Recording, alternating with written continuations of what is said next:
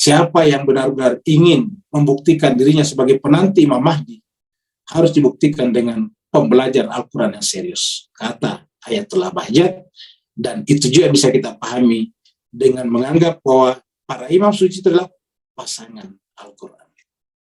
Nabi adalah pasangan Al-Quran, Imam Ali pasangan Al-Quran, Imam Hasan pasangan Al-Quran, bahkan Fatimah Zahra alaihissalam juga adalah pasangan Al-Quran, Imam Hussein adalah pasangan Al-Quran, Imam Ali Zainal, semua pasangan Al-Quran.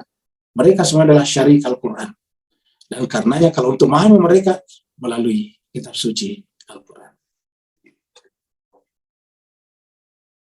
Ustadz, tadi Ustadz banyak menjelaskan masalah puasa, Ustadz. Kita tahu bahwasanya puasa itu ada dalam rukun Islam. Ustadz juga tadi mengatakan bahwasanya ibadah yang kita jalankan itu hanya untuk kita sendiri, kecuali ibadah puasa hanya untuk Allah, Ustadz. Nah, puasa itu kan dalam rukun Islam. Bagaimana dengan sholat, Ustadz? Sholat itu kan juga ada dalam rukun Islam. Apakah itu sholat yang kita kerjakan untuk diri sendiri juga atau untuk Allah, Ustadz? Dalam hal ini, Ustadz. Satu.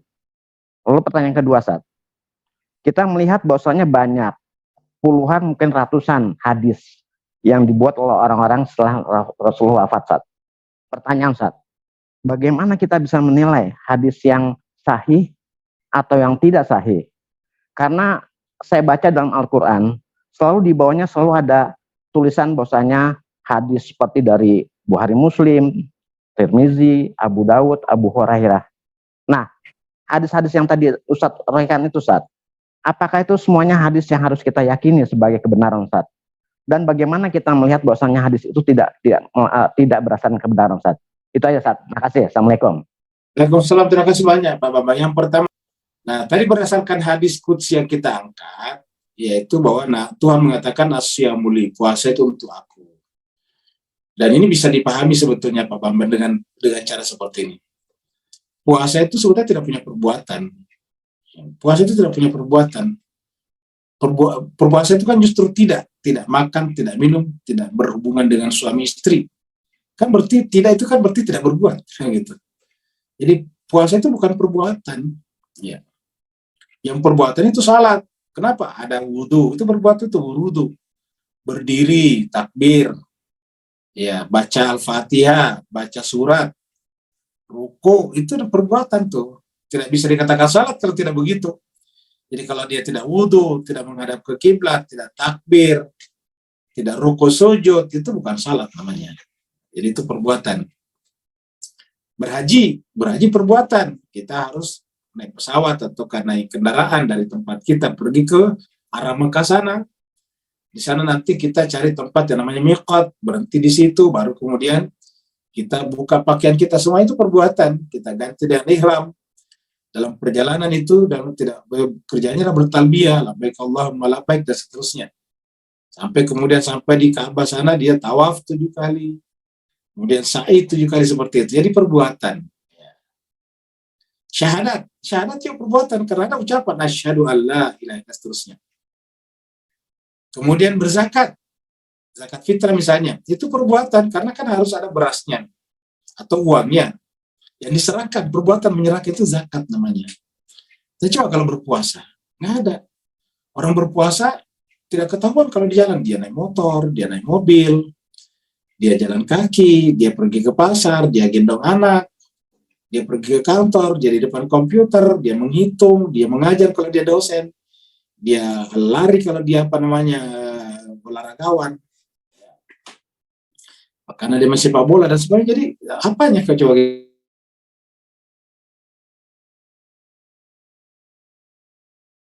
Perbuatan maksudnya.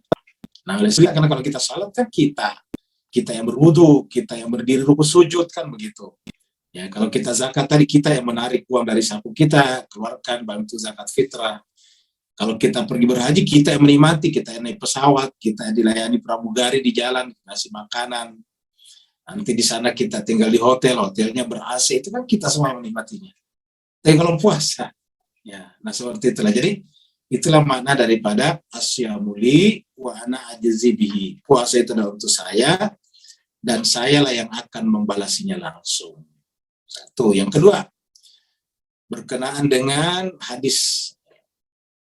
Apakah hadis bisa diterima? Bisa, ada yang bisa dan tidak bisa. Kategorinya apa? Kalau kita tanya ahli hadis, kategorinya adalah berdasarkan metodologi mustalahul hadis. Ya, tapi kalau kita untuk orang awam sederhana saja. Selama hadisnya sejalan dengan Al-Quran, ya bisa diterima.